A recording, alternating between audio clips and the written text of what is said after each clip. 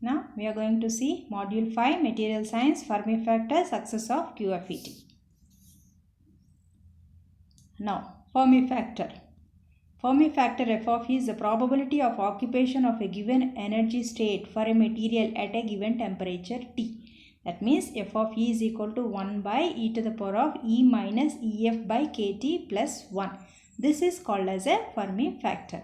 Now we will see the dependence of Fermi factor on the temperature and effect of occupancy of energy levels. F of E is the Fermi factor, EF is the Fermi energy level, K is the Boltzmann constant, temperature T. So it is nothing but the probability of occupation of a given energy state for a material at a particular temperature. So we will see how this Fermi factor depends on temperature and effect on occupancy of energy levels. First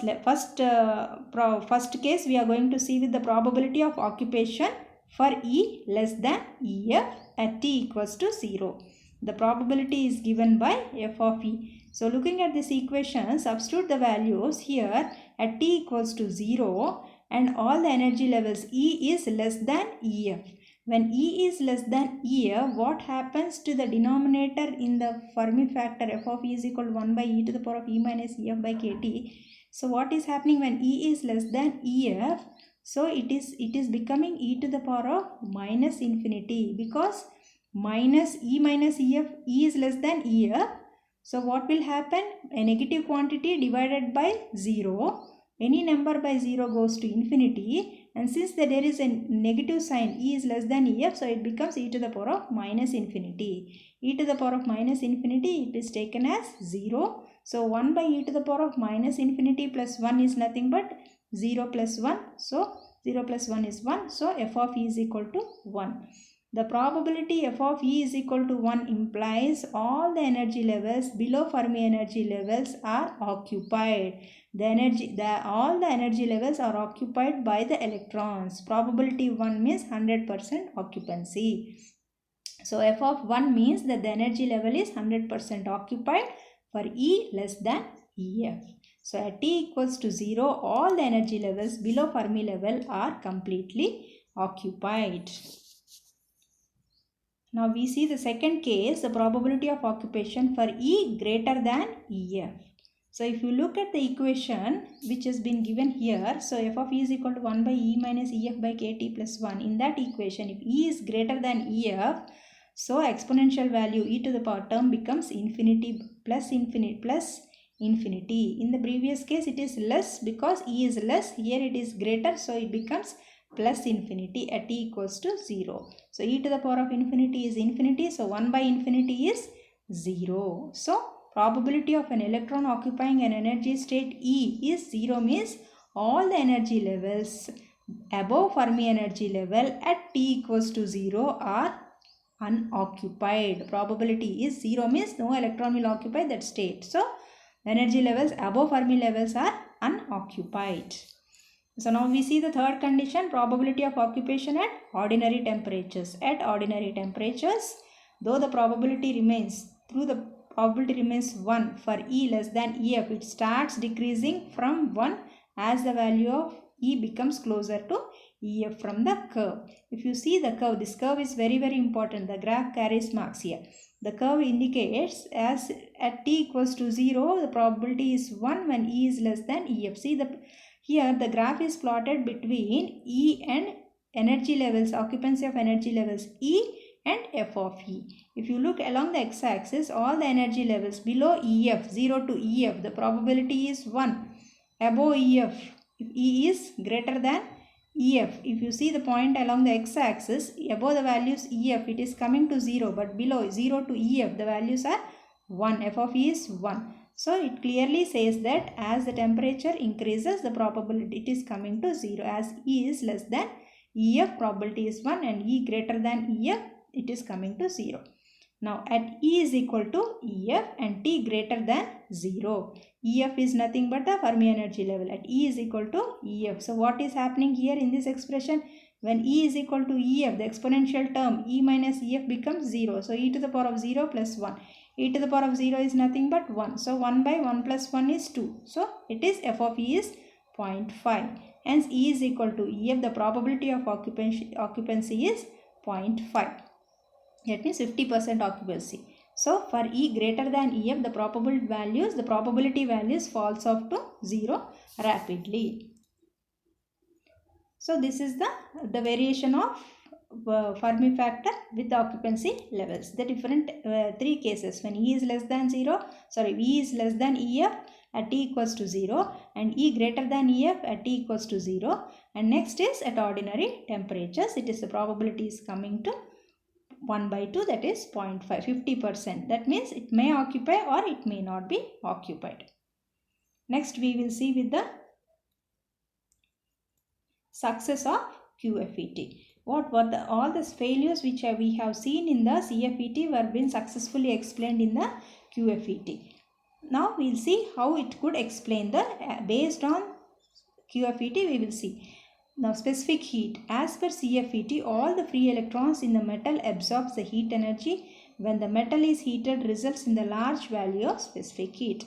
That means according to CFET, all free electrons absorb the heat energy, and when the metal is heated, results large value of specific heat.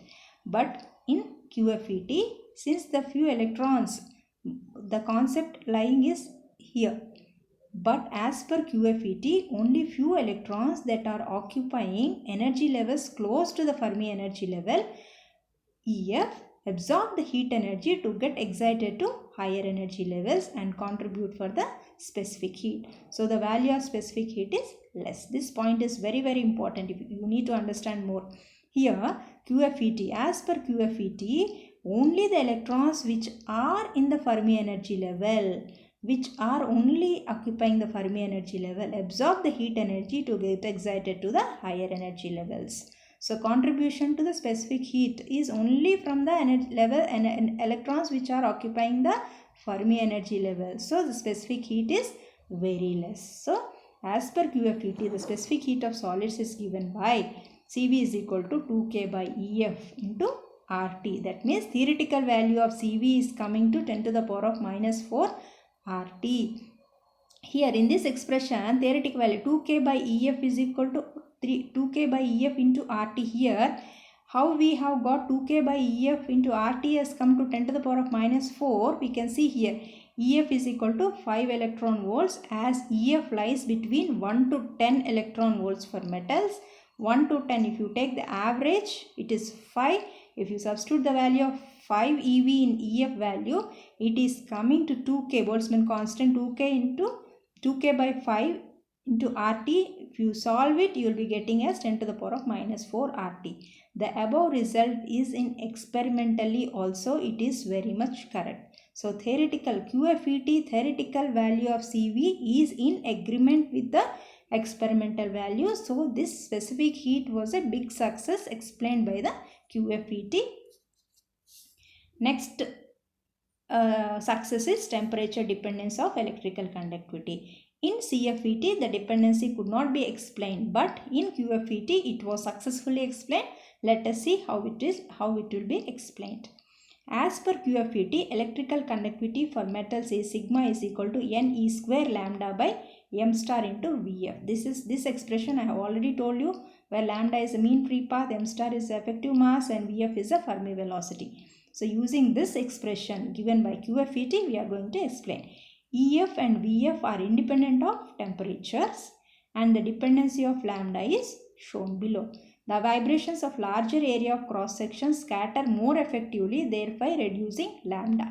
That means the vibrations of larger area of cross section scatter more effectively than reducing. That means area of scattering is inversely proportional to mean free path. So lambda is inversely proportional to area. So area is nothing but pi r square. So it becomes equation 2. But the energy of a vibrating body is proportional to the square of the amplitude, and E is the thermal energy, and E is proportional to temperature. If you look at these 3 points A, B and C, E of a vibrating body is proportional to square of amplitude, and E is due to thermal energy, and E is proportional to temperature. Taking these 3 A, B, C points, we can write it as R square is proportional to T, where R is nothing but a amplitude, square of amplitude. R is nothing but the amplitude. So R square is proportional to temperature. So from equation 2, we can say that R square lambda is proportional to 1 by T. Here we can see from equation 2, R square is proportional to T, but here R is inversely proportional to lambda. Therefore, lambda is inversely proportional to T. That becomes equation 3. Comparing the equations 1 and 3. If you compare the equations 1 and 3, what is happening here? Sigma is proportional to lambda, but lambda is inversely proportional to T. Therefore, sigma is inversely proportional to T, or sigma is proportional to 1 by T. Thus, dependence of conductivity of temperature was correctly explained. Next, we go with the third point, electrical conductivity and electron concentration. As per the quantum free electron theory, sigma is equal to Ne square lambda by m star into Vf. Here, conductivity depends on N ratio lambda by Vf and m star. If we compare the case of copper and aluminium, the value of N for aluminium is 2.13 times higher than that of copper. But the value of lambda by Vf for copper is 3.73 times higher than that of aluminium. If you see here, it is dependency factor is N and lambda by Vf. Here N for aluminium is 2.13 times greater than that of copper, but lambda by Vf for copper is 3.73 times greater than that of aluminum. That means lambda by Vf value of copper is more than that of N of aluminium. So, conductivity of copper is greater than the conductivity of aluminium. Also, m star for aluminium is 1.0 times greater than that of copper. But here the dependency of m star with the conductivity is inversely proportional. That means more the mass, less will be the conductivity. Therefore, here based on these three assumptions, the conductivity of aluminium is less than that of copper. So, this explains all these 3 points explain the success of QFET. Thank you.